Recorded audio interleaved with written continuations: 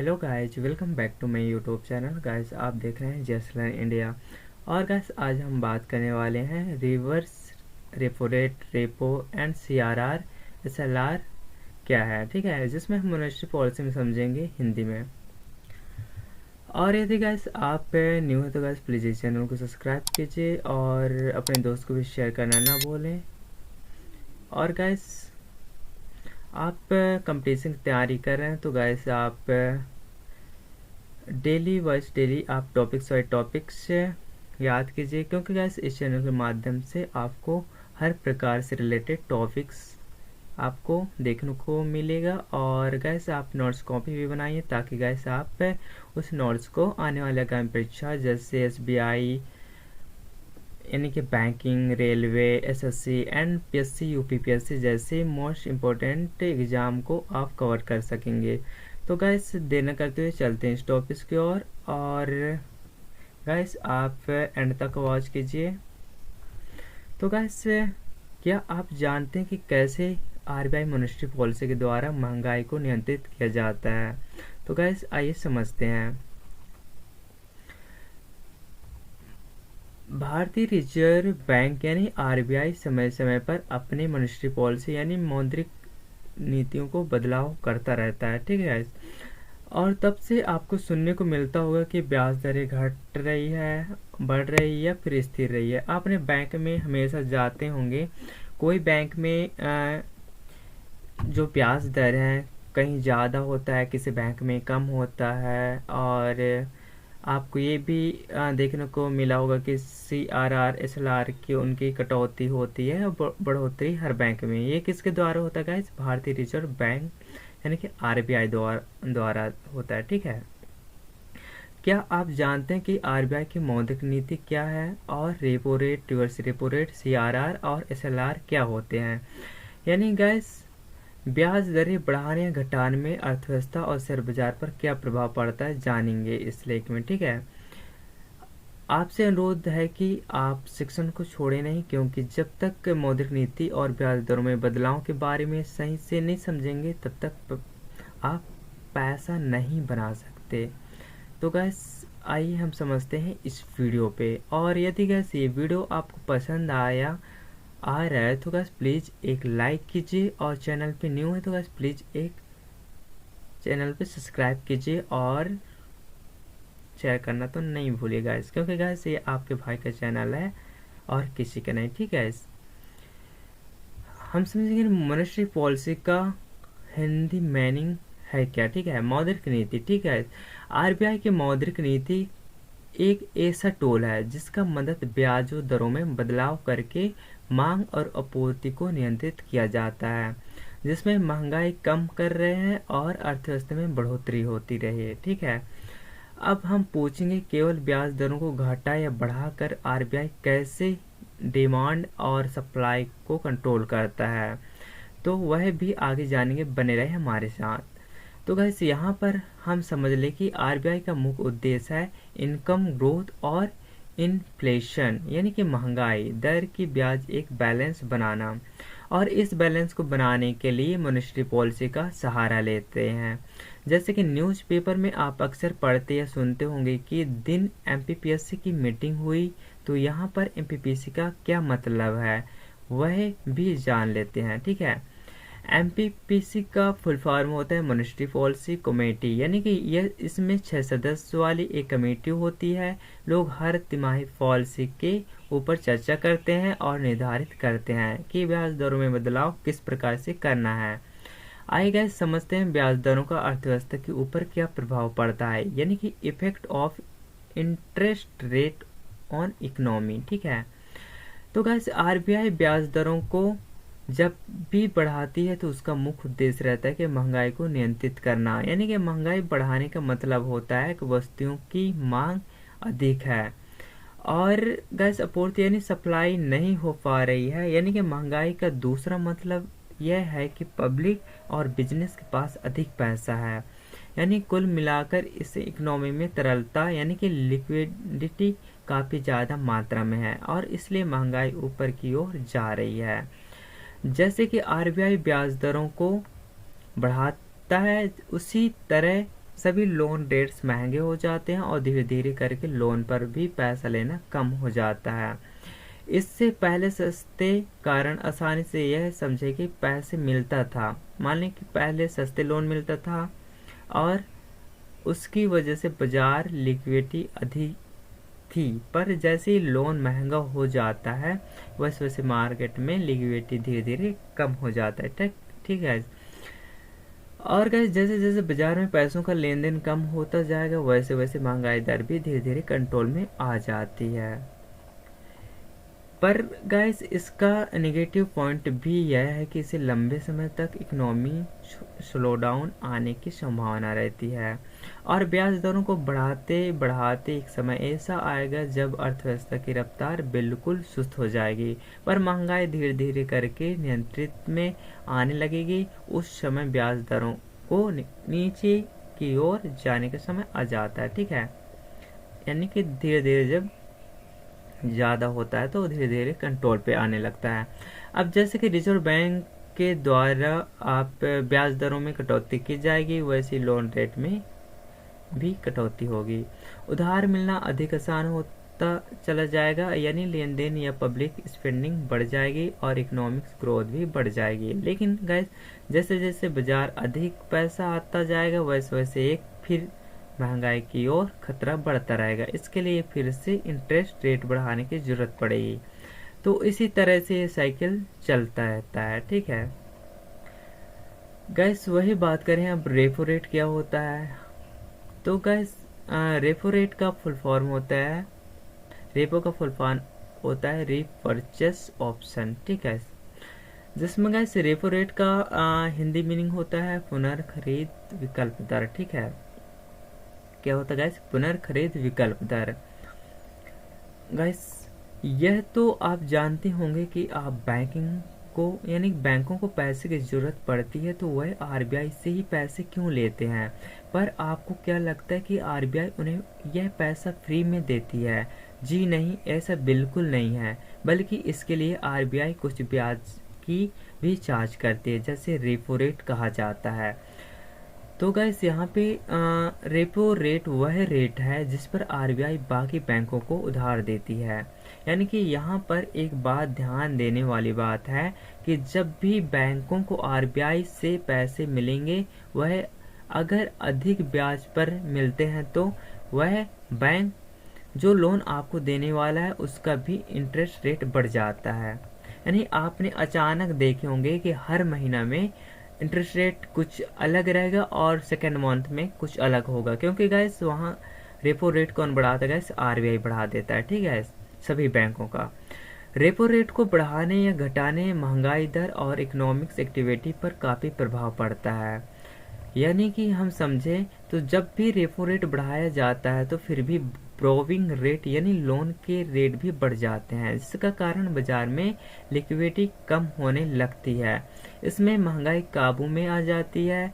वही इसके उलट जब इकोनॉमी यानी अर्थव्यवस्था का रफ्तार कम होने लगती है तब रेपो रेट को घटाया जाता है, जिसके कारण सस्ते दर पर लोन मिलना संभव हो जाता है और इकोनॉमिक्स ग्रोथ भी तेज हो जाती है।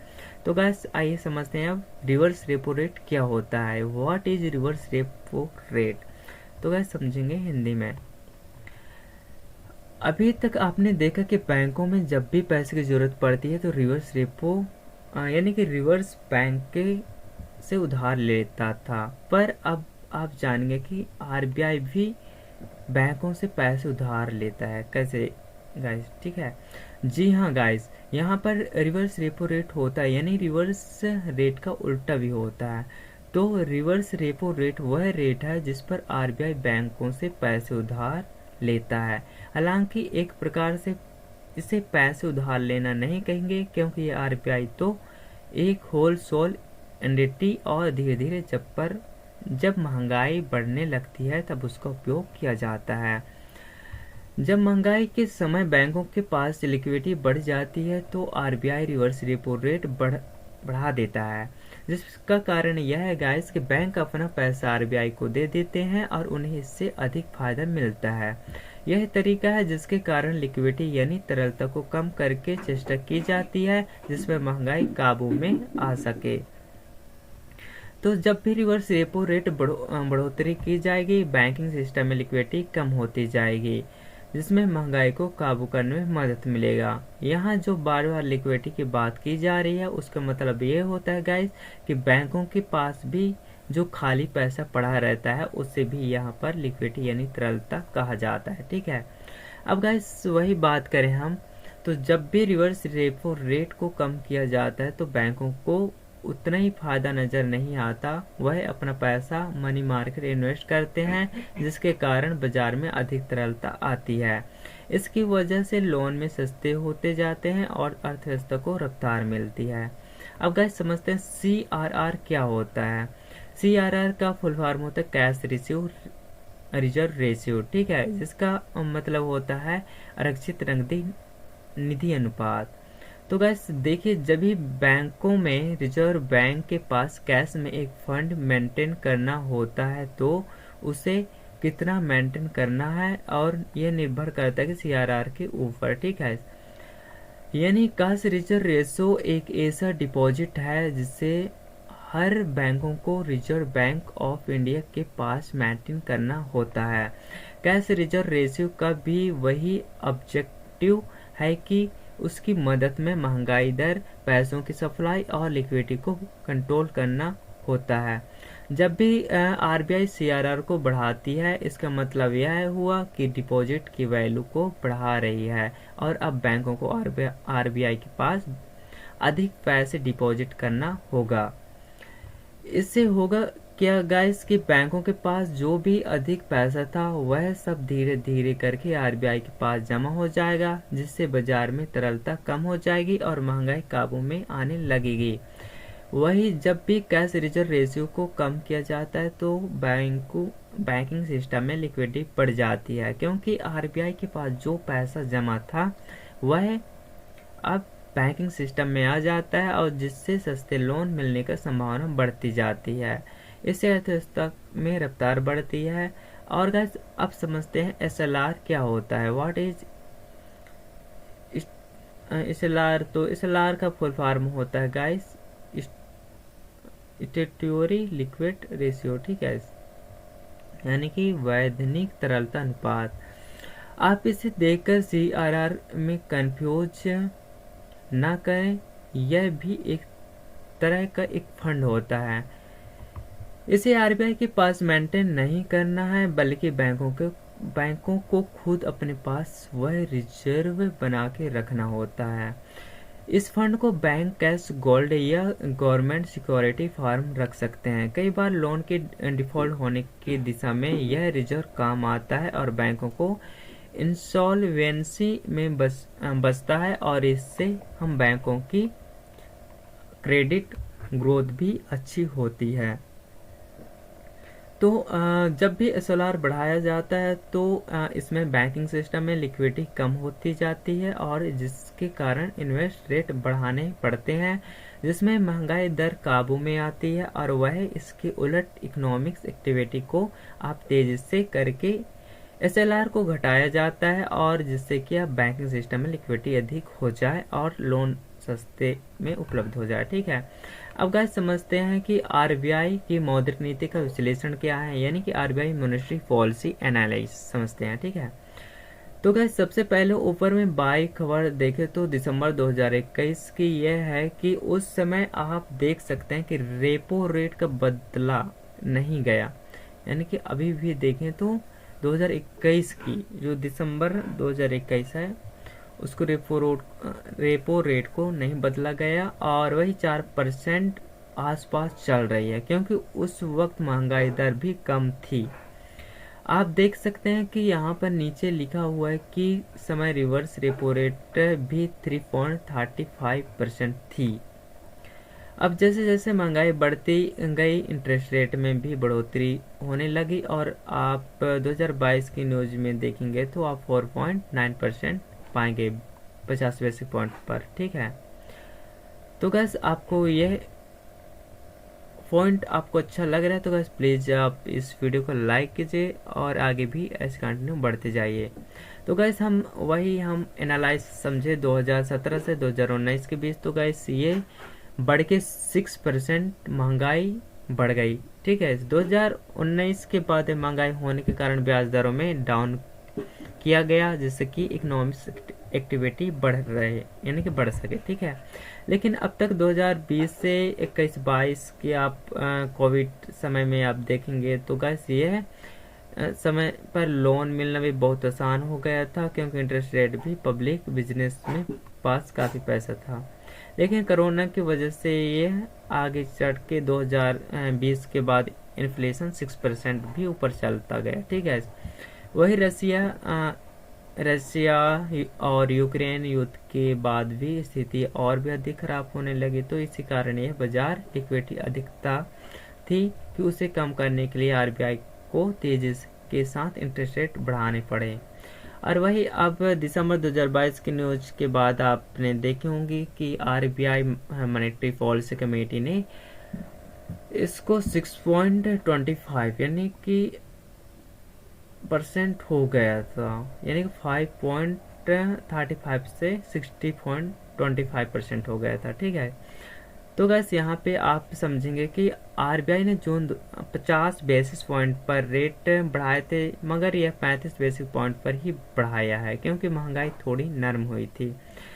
आगे गैस समझेंगे बदलते ब्याज दरों में बाजार पर क्या क्या प्रभाव पड़ा। तो गैस यहाँ पे सबसे पहले आप ध्यान रखेंगे ब्याज दरों में बदलाव होता है, यह स्टॉक मार्केट के साथ अर्थव्यवस्था पर काफ़ी प्रभाव डालता है। ठीक है, ऐसा इसलिए होता है क्योंकि जैसे जैसे लोन की दरें सस्ती महंगाई होती है, वैसे वैसे देश की अर्थव्यवस्था पर इसका काफ़ी प्रभाव पड़ता है। तो स्टॉक मार्केट पर आपको बदलते हुए व्यवसायों का जो प्रभाव तुरंत यानी आपको प्रभाव दिखता होगा, मगर अर्थव्यवस्था पर इसका प्रभाव थोड़ा देर से ही आता है। ज़्यादातर केस बढ़ी हुई ब्याज दर किसी स्टॉक के दम और कमाई के प्रतिकूल असर डालता है, पर इसमें कई फाइनेंस सेक्टर को अपवाद माना जा सकता है, क्योंकि बढ़ते हुए इंटरेस्ट रेट में अधिकतर लोन अपना पैसा सेफ इन्वेस्ट करके, जैसे FD, ultra short term bond या गवर्नमेंट सिक्योरिटी में इन्वेस्ट करते हैं, जिससे यह गैस के बैंकों के पास धीरे धीरे करके पैसा आने लगता है।